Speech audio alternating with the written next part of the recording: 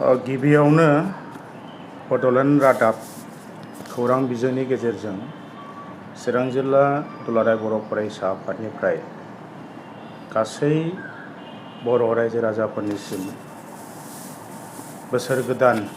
बैसागोनि आगु गाहाम हामलायनायजों लोगोसे मोजां मोननाय आरो सिबिनायखौ बावहरग्रोबाय।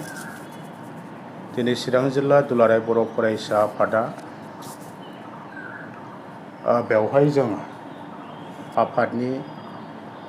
साखाथियाव लोगो आफादगिरि सोरांसार बसुमतारी बिथां दं आरो सासेबाव लोगो आफादगिरि सुमन्त बसुमतारी बिथां आरो गासै जोंनि आफादनि जे कलिग्स ज' जानानै मोनसे बाथ्रानि सायाव जों रोखा खालामनो थाखाय दिनै जोङो खौरां मेलखौ बाहाय थि खालामनाय जादों। दा बेनि गेजेरजों जों बेखौनो फोरमायनो सानदों जे मैया जोंनि बड'लेण्ड जनजाति सुरक्षा मन्चनि दैदेनगिरि मानाव गेदेर दावराव देख्रेब नार्जारि आरो बिथांजों माखासे सुबुंफ्रा जेलनिफ्राय गनाय खौरांखौ जों खोनानो मोन्दों बा नुनो मोन्दों आरो बिथांमोननि जेलनिफ्राय गनाय बेखौ जोङो दुलाराय बर' फरायसा हिसाबै बा बर' माहारिनि जानानै जोंबो गोजोननाय मोन्दों, बिथांमोनखौ जों बरायनाय बावहरदों। नाथाय बेजों लोगोसे दिनै चिरां जिल्ला एबसुनिफ्राय जोङो बे बाथ्राखौसो जों स्पष्ट होनो गोनां जादों जे दावराव देख्रेब बिथाङा मैया जेलनिफ्राय गखांनायनि उनाव प्रेस मिडियानि गेजेरजों बिथाङा मोनसे बाथ्राखौ रायजो राजानि गेजेराव फोसावनानै होनाय जादों जे बिथां जेल जानायनि खारना जाहैबाय चिरां जिल्ला एबसु आरो क'क्राझार जिल्ला एबसुआ गावखौ केस होनायनि थाखाय जेल जानांदों, बेबायदि बाथ्राखौ गोबां बिथाङा फोरमायदों। दा बेवहाय जों स्पष्ट बाथ्राखौ फोरमायनो लुबैदों, नंगौ चिरां जिल्ला एबसु आरो क'क्राझार जिल्ला एबसु जोङो बिथांखौ थांनाय समाव गोबां खारननि थाखाय जों थानांगौ जोङो खावलायदों। जाथिनि थाखाय, बर' माहारिनि थाखाय, ट्राइबेल माहारिनि थाखाय जि खामानि मावनांगौ दं, नोंथाङा जिखि आफादाव थाया मानो, जिखि मोनसे प्लेटफर्माव परिबेसाव थाया मानो नोंथाङा मावलांनो हागोन। नाथाय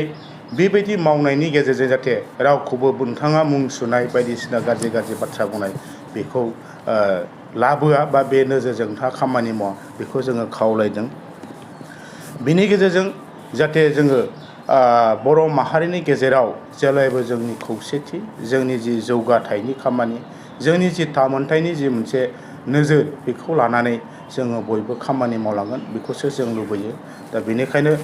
मानगोनां दावराव देख्रेब नोंथांखौ फैबाय थानाय समाव बर' माहारिनि जोंनि गेजेराव गोजोन खौसेथि आरो जौगाथायनि थाखाय, जोंनि रैखाथिनि थाखाय, जोंनि सिनायथिनि थाखाय जाहाथे नोंथाङा जेरै हागौ मोजाङै खामानि मावलांबाय थागोन, एबसुखौ बेबायदि टारगेट खालामालासिनो बे बाथ्राखौ जोङो खावलायदों। बेनिफ्राय चिरां जिल्ला दुलाराय बर' फरायसा आफादनिफ्राय जोङो बिनिखायनो दिनै बड'लेण्ड जनजाति सुरक्षा मन्चनि दैदेनगिरि नोंथांमोनखौ जोङो खावलायदों जे फैबाय थानाय समाव जाहाथे जोंनि गेजेराव खुनु बादि गावजों गाव बिदि भुल बुजाबुजि खालामनाय, थासारिखौ दुंहाव खालामनाय, बिनि फारसे जेबो नोंथांमोना एजेन्डा, बिनि फारसे जेबो मोनसे परिबेस क्रियेट खालामा, जों बेखौ नोंथांमोनखौ दिनैनि बे प्रेस मिटनि गेजेरजों चिरां जिल्ला एबसुनिफ्राय जोङो खावलायहरनाय जादों। आरो जुदिहे नोंथांमोना बेबायदि एबसुनि सायाव जुदि नोजोर लाबाय थायोबा, बायदिसिना जानला मोनला बाथ्राफोरखौ बुंनानै रायजो राजाफोरखौ जुदि गोनो गोथो खालामबाय थायोबा, दुलाराय बर' फरायसा आफादा फैबाय थानाय समावबो नोंथांमोननि सायाव जोङो बिनि सायाव जि मोनसे आयेनगत बेबस्था, बिनि जि लिगेल जि मोनसे न्याय बेखौ जोङो लाबाय थालांगोन। खुनुपति दुलाराय बर' फरायसा आफादा सोरनिबा बुंनायाव जोङो खर' गंग्लायनानै माखौबा जोङो फासयनानै थागोन बे खुनु बाथ्रा नङा। दुलाराय बर' फरायसा आफादा जेब्लायबो जोनोमनिफ्राय दिनैसिम मा होनदों, बर' हारिनि जाथिनि सार्थआव, बर' हारि रैखाथिनि थाखाय, बर' हारि खौसेथिनि थाखाय, बर' हारियाव बड'लेण्ड ओनसोलाव गोजोन बेखौ लाखिनायनि थाखाय दिनैहाय जोबोद खामानि मावबाय थानो गोनां जादों। आरो बेबायदि थासारियाव जाहाथे नोंथांमोना गोदान मोनसे हुलुस थुलुस परिबेसखौ सृष्टि खालामनो थाखाय नोंथांमोना नाजाया खुनु मोनसे राजनिथि नोजोरजों खुनु मोनसे मा होनदों गावबागाव जि सार्थ बेखौ सिगाङाव दोननानै जाहाथे बर' माहारिनि गेजेराव जोंनि समाजाव बेले बेजे मोनसे परिबेसखौ नोंथांमोना लाबोनो दानाजों बेनि थाखाय जों नोंथांमोनखौ खावलायदों आरो दुलाराय बर' फरायसा आफाद चिरां जिल्लानिफ्राय बेखिनिखौ जों रायजो राजानि गोबां खारननि थाखाय जों केसखौ होनाय जादोंमोन चिरां जिल्लानिफ्राय धालिगाव थानायाव जे केस होनायनि खारना बेनोमोन जे थांनाय 31 आगस्ट 2021 बे मायथाइयाव बिथाङा दुलाराय बर' फरायसा आफादनि आथिखालनि मानाव गेदेर आफादगिरि दिपेन बर' बिथांखौ ओरैबायदि मोनसे प्रेस मिट खालामनानै बिथाङा गावसिनि प्रेस रिलिज अग्रदूत बे पेपारनि गेजेरजों फोसावदोंमोन जे बे प्रेस रिलिजाव बिथांमोना जोंनि आफादगिरि बिथांखौ ओरैबायदि एलिगेसन लाबोदों जे आथिखालाव बिटिसि ओनसोलनिफ्राय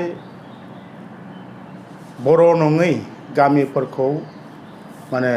दिहुननाय मोनसे षड़यन्त्र बा हाबाफारिखौ दुलाराय बर' फरायसाफोरा लाबाय थादों होननानै बिथाङा बुंदों आरो बिथांखौ बुंबावदों जे बिटिसि ओनसोलाव बा ट्राइबेल ओनसोलाव गुबुन ट्राइबेल नङै मानसिफ्रा सुबुं अनजिमाया गोबां जानायखायनो क'क्राझार लकसभा समस्तिया ट्राइबेलनि रिजार्भ बे सिटखौ दिनैहाय गुबुन ट्राइबेल नङै मानसिया खेबनै टार्म बेनि माने गोहोखौ मोननो हादों होननानै बिथाङा बुंदों आरो बिनि थाखाय दिपेन बर' मानाव गेदेर बिथाङा गाज्रि रावै बाथ्राफोरखौ बुंदों जेरैहाय लाजिरोङै निर्लज्ज होननो बिथाङा गियान गैयै बाथ्राखौ बुंदों महापापि होननानै बुंदों हत'सिरिया होननानै बुंदों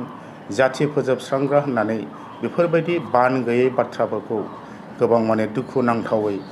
बिथाङा दुलाराय बर' फरायसा आफाद आरो आफादगिरि दिपेन बर' बिथांनि सायाव बुंनायखौ जोङो चिरां जिल्ला एबसु आरो गुबुन दुलाराय बर' फरायसा आफादनि जिल्ला आफादा सहायनो हायैयाव जोङो बिनि सायाव मोनसे आयेनगत भाबे लिगेलि जों बिनि न्याय बिसार नागिरनानै चिरां जिल्ला एबसुनिफ्राय धालिगाव थानायाव जों बे केसखौ बा एजाहारखौ होनाय जादोंमोन। दा बिनि अनगायैबो बिथाङा दुलाराय बर' फरायसा आफादखौ आरो दिपेन बर' बिथांखौ गोबां बुंबावदों जे आथिखालनि दुलाराय बर' फरायसा आफादा बा दिपेन बर' मानाव गेदेर आफादगिरिया बिजेपिनि दालाल इउपिपिनि दालाल बेबायदि बाथ्राखौ बुंदों। बिनि अनगायैबो आथिखालनि एबसु आरो इउपिपिएलआ गरसे थाखानिनो ओरै बिफुं हरै बिफुं होननानै बेबायदि जुक्ति गैयै बाथ्राखौ गोबाङै जोंनो एलिगेसन होनाय जादों। फरायसा आफादखौ आरो दिपेन बर' बिथांखौ गोबां बुंबावदों जे आथिखालनि दुलाराय बर' फरायसा आफादा बा दिपेन बर' मानाव गेदेर आफादगिरिया बिजेपिनि दालाल इउपिपिनि दालाल बेबायदि बाथ्राखौ बुंदों। बिनि अनगायैबो आथिखालनि एबसु आरो इउपिपिएलआ गरसे थाखानिनो ओरै बिफुं हरै बिफुं होननानै बेबायदि जुक्ति गैयै बाथ्राखौ गोबाङै जोंनो एलिगेसन होनाय जादों। दा बेनिखायनो बे गासैबो थासारिखौ जों सहायनो हायैयाव बिथांनि सायाव जोङो न्याय नागिरनाय जादों आरो केसखौ होनाय जादों। नाथाय दुखुनांथाव बाथ्राया बेसो जाहैबाय जाय बाथ्राखौ बिथाङा गाव हमजानायनि थाखाय दिनै चिरां जिल्ला एबसु बा समग्र एबसुखौ जि एलिगेसन लाबोदों जे बिथां बुंनाय बायदिबा बिथाङा थांनाय जानुवारि दाननि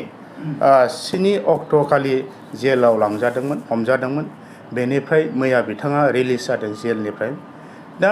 बिथांनि हमजानाय आरो जोङो दुलाराय बर' फरायसा आफादनि बिथांखौ केस होनाय बियो जेबो सोमोन्दो गैया।